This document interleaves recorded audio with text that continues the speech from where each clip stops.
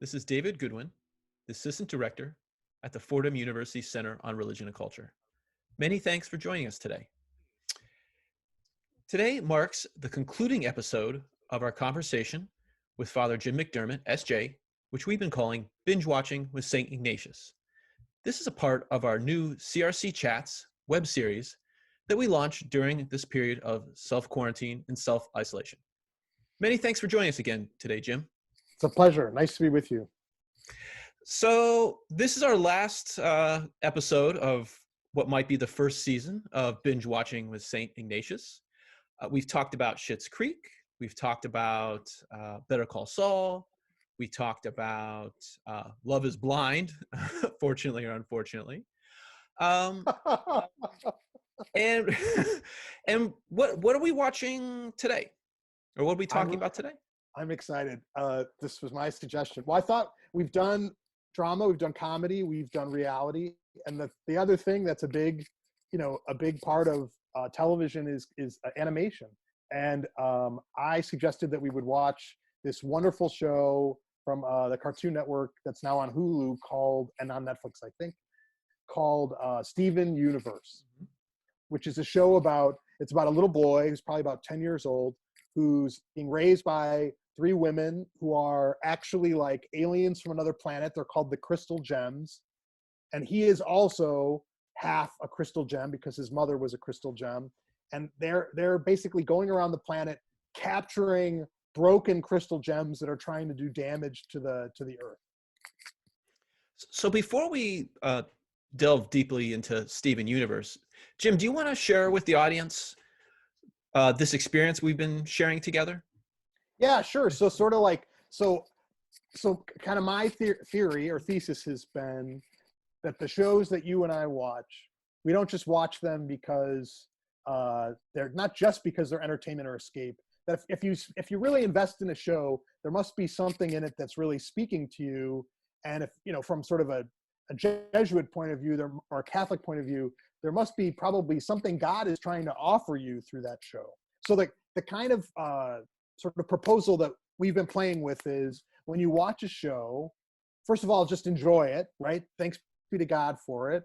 It's, that's why we're watching it, right? But to just pay attention while you're watching to are there characters or moments in the show that really stand out to you, that you feel strongly about? It could be feeling strongly positively. It could be that you hate them, whatever. But just to pay attention to that as you watch. And then at the end, to take a minute or two with that, like to just sit with those feelings or characters and see if, maybe there's something more there, like to allow yourself to daydream or to riff on what's been stirring in you as you watch the show. Like does the character you hate, do they remind you of somebody or of yourself, or do the events that got you kind of worked up, like, do they resonate with you in some way? And kind of the idea being like, if you do this over a period of time with any show, really any show, even Love is Blind, that or shows like it, that you might start to notice some breadcrumbs, like a little path of your own desires that you may not have been otherwise aware of, or invitations that God is offering to you for how you live your life or how you be your best self. It's been a wonderful experiment so far. As I mentioned before we began recording, as I'm watching television or movies, I'm thinking about them more deeply than I would have before we started experimenting with St. Ignatius. I'm thinking, I'm actually walking through some of these steps that you've laid out for us during these conversations. Oh, good. So I really thank you for this, and I would like to thank you on behalf of our audience for creating this exchange with us. It's a pleasure. I just feel like in this time when we're watching a lot more TV, probably even than normal, that it's, maybe if it can be of help, then I'm glad. So we watched Steven Universe, and you talked about, you gave us a nice summary of the show. This is my first time watching it. I had not actually heard of the program before you told me about it. I really enjoyed it. It was a fun program. I liked I like the length that the episodes are very short, maybe about 10, 12 minutes, At 10 minutes, yeah, it's amazing. which made me think about the cartoon, the original cartoons of yesteryear, like Bugs Bunny and Tom and Jerry, where they'd be very short. They weren't sitcom length or standard television show length. Yeah, that's one of the things that amazes me about the show, actually, is that the episodes are really short, and yet I often find at the end of that 10 minutes, I feel like they've done a whole story. It's not, they do a lot of content somehow, and I don't know how that writing staff is brilliant. Their capacity to tell a moving and fun story in 10 minutes, just really, it's extraordinary. And very serious topics too. The episodes that we watched, which were a Cheeseburger Backpack, Monster Friend, and Lion 3 straight to video, which I like the subtitle straight to video.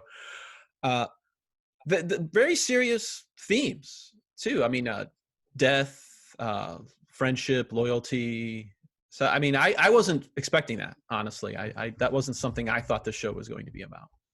Yeah, it's an interesting part of the series, is that it seems to blend together. I mean, Steven is this very sweet, he is like the ideal boy, like just sweet and loving, and he loves to be goofy, and he has just a lot of fun. But then, yeah, things that the story is about a lot more than that. It ends up being a lot about acceptance and sort of dealing with loss and dealing with trauma in this very quiet way that sort of builds over the period of seasons. But yeah, it's a very unexpected show. So let's do this. So this was your first time watching it. And yeah, we watched those 3 episodes. Like, as you were just kind of walking through our process for you, like, what stood out in those 3 episodes? What characters or moments or... The Cheeseburger Backpack episode was the one that captured my imagination, and then I felt really got me thinking. And so for those who haven't watched, so he gets in the mail a cheeseburger backpack, and he wants to go on an adventure with the 3 other gems. Who are they? His sisters or friends or they're more like aunts. And they don't want him to come. So first of all, I was the oldest. I'm the oldest of 5. So I was always the one that people wanted to tag along with. And I started thinking about, one, when my younger siblings, what my much younger brother and my much younger sisters, who they always wanted to tag along whenever I would go out and do things. And I always remember sometimes I'd want them to come, sometimes I didn't. And also I remember as a child, maybe it was much older neighbors or cousins, and I always wanted to tag along with them because it always seems if they were doing much more exciting things or adult things, and you wanted to be part of that. But also, so this time they let Steven come along with them on their adventure. And of course he just loads this backpack up full of like junk. And I remember as a kid, 2 things. I remember, so my one brother and I and some neighborhood friends, we'd always play in the backyard or go out on adventures. Yeah, there was a wooded area not far from where we grew up. And invariably we would just bring like, so if I was adult now, I'd probably bring, some sunscreen or some food or some water, or I don't know, maybe a tool, like something like that you might need in the woods, or if you're playing. But as a kid, you were like bringing just random toys and doohickeys, and so I started thinking about and remembering that as a kid, where you would just load up your bag with whatever was in your room, like, oh, I might need this toy, or I might need this instrument, or I might need this little bauble, where in reality you probably need more practical things. Sure. And I remember what two episodes came to my mind right away. So one, I remember my younger brother, who's 2 years younger than me. Once he ran away from home, which most kids run away and it's about 10 minutes, and his was about probably a half hour. And I went to see what he was doing. He was behind the neighbor's house or shed, and he just had in his bag, he just had cars. That was what he brought when he was running away, was toy cars. not like food or bedding or clothes. That's It was just awesome. toys car. No, he needed the important stuff. Exactly. And recently I was visiting my parents, and my one nephew was staying with them, and he's, I don't know, 8 or 9. And I see him open up his bag, and I look inside, and now if it was me, there would be an extra pair of clothes, there might be a book, there'd probably be some toiletries. It was just toys. Just toys. So in this adventure, that resonated with me, the fact that he just loaded up his bag for the venture with the essentials that a child would see as essential, not what an adult would. But in the story, those essentials what he brings along actually is what saves the day. Like, they end up using, he brought some bagels, and they fed some monsters the bagel, and then he brought a raft, and he brought, I can't remember what else. And he brought this, was it Mr. Indigestion, or Mr. What was the toy? Yeah. And he complained about its stomach ailments the whole time. Right. That's what it stirred up for me, that episode. I don't know. It just made it remind me of being a kid in a lot of ways, and then also what I still see in the younger people that populate my life. Oh, that's great. Yeah, everybody should have a cheeseburger backpack. Yeah. That seems clear. Yeah. Yeah, for me, it's funny, like, I'm always interested in Steven, and always, although these episodes don't bring it out as much, I'm always interested in Amethyst, who's like, she's the shortest of the 3 crystal gems. Oh, yeah. She's almost more like a sibling to him than a parent figure. Mm-hmm. And she's just all like Steven. She's almost always hilarious, and has sort of an upbeat and wacky sort of take on the reality that they're living in. So she always kind of pops out, even in these episodes where it was just like, she just had a couple throwaway lines. But for me, the episode probably that most jumped out, and it's I realize now it's the episode that made me say, oh my God, I'm never going to stop watching the show until it's over. It's Monster Buddy, which is the middle of the 3. 113 is the number. And basically the premise is that they're fighting some monster, or they're fighting in this place, and the ceiling is collapsing. So they send Steven back home to this one room that they have, where all the broken crystal gems, where they keep them, they're all bubbled, is the term. So all you see is the gem. You don't see the being that they are. They're just that gem in a bubble. And so he's sent back there, and he accidentally breaks open one of those bubbles, and a broken crystal gem, which God, what's the name of it? The centipedal, I think they call it. The centipedal comes out, and it's like a monster, basically. And at first it's a very big monster, and then it becomes like a dog. Like, imagine a dog that can spit acid and has like insect legs. Like, it looks, and its mouth is also its eyeball. It's super creepy. Yeah. And the episode is about him trying to kind of befriend that, and the crystal gems being like, we have to destroy that. That is, it is dangerous. It's bad. It's evil. And Steven's point of view continues to be over and over again, like, no, it's great. Look, I'm feeding it chips, and it attacks the birds that are trying to attack me. And I feel like I like horror movies, and it kind of seems like the more I like horror movies, the more I've gotten into the concept of what is the monster. And I guess what I've kind of found is that the monster, or maybe this is true for my own life, and I might have talked about this on here before, monsters are often like parts of ourselves that had a function. This is how it is for me. They had a function, but we don't really need them anymore, but they're still around. So it's like when you were a kid and you were getting bullied, there was some part of you that kind of developed to sort of fight back. And then as an adult, that part's still there, but you don't really want it to be behaving the way it used to. But there are times, like when you suddenly flare up and you like, I'm going to get in a fist fight right now, or I want to drive my car into that horrible driver. Like, that's a terrible idea, but that part of you is still there. And I feel like even in the Jesuits, like Ignatius would say, those parts of yourself you have to like kind of denounce or attack. But I find that more often than not, it's the Stephen has the right approach. It's not really a monster. It just looks like a monster because you're afraid of it. But more than attacking it, you need to kind of befriend it and sort of allow it to have a place in your life. So for me, like, and the thing that I really loved in that episode is that the adults don't get it. And they scare the crap out of that monster. They'll suddenly bring out weapons, and then the monster really becomes a monster. It's attacking them. It's attacking the room that they're in. So there's like a whole thing about, I don't know, trauma or how we create the monsters in our lives, you know, that like when we overreact, in a sense, we cause an overreaction, you know, we cause the damage that then we blame others for in a way.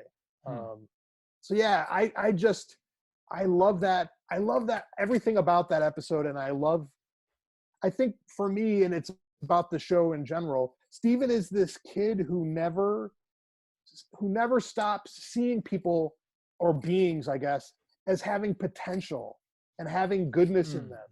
And it's not overdone. It's not like comic books where they're like, you can't kill anyone because you're better than that. It's like, it's not moralizing. It's just that he's this innocent kid, but his innocence reveals something about life that the adults have forgotten.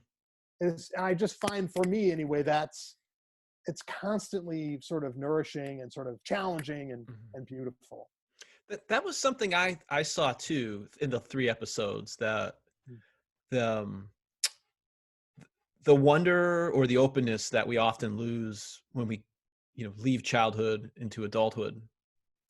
And I saw that in the episodes as well. Like what were we learning from Stephen that the adults couldn't learn or couldn't see? And then maybe how can we transmit that to our own lives? You know, what sort of wonder or magic or just openness are we missing through our blinders or through? Yeah, it's funny. It's funny just to think, like, building on that, just in this current moment we're living in, where things can seem, and with good reason, can seem so scary and frustrating and all that. You know, I wonder, like, okay, well, what is a Steven Universe attitude to this moment? And I don't think he doesn't live in denial. It's not like the sky is blue and he says, no, it's red. He's not a fool. He actually somehow sees more. So he'd probably be, I don't know, what would he be doing? He might be the one performing in these videos that people keep making of their favorite song or their favorite dance. I don't know. To have a hopeful response. It's kind of a Steven Universe way, I think, of dealing with things. So this is, again, our concluding episode of at least season 1 of Binge Watching. What do you have any closing thoughts? Do you feel that this was a successful experiment, or what? Just any ideas you want to toss out to our viewers?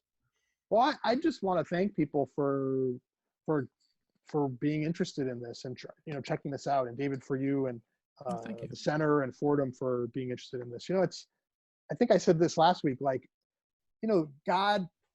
Everybody's got different ways that they connect with God, and no one way works for everybody, and shouldn't, because we're all different, right, and unique, and God made us like that. And so, you know, I'm just glad that I'm hopeful that, you know, as you watch television shows, for some of us, that it can be a kind of a spiritual experience, and for others, maybe it's drawing, or it's taking walks, or having great conversations. And yeah, but no, it's been a pleasure to do this, and it's been a pleasure to try to put something out into the universe right now that's, you know, a little more hopeful and positive. And so I'm very grateful for the opportunity to do that. Well, we're grateful for you, you know, being part of this and for undertaking this with us. For everyone watching, we'd love to hear in the comments what your thoughts have been on this whole series with Jim, but also what's what might be helping you? If it's not television, is it drawing? Is it music? Is it cooking? Or is it just sitting outside? What might be working for you right now? So Jim, this has been really wonderful. Again, thank you for inviting us to partake in binge watching. I hope we can do it again, and I hope you'll return for another CRC chat in the near future. Thanks. No, thank you. It's been a pleasure. Oh, likewise. Stay safe and healthy. Thank you. You too.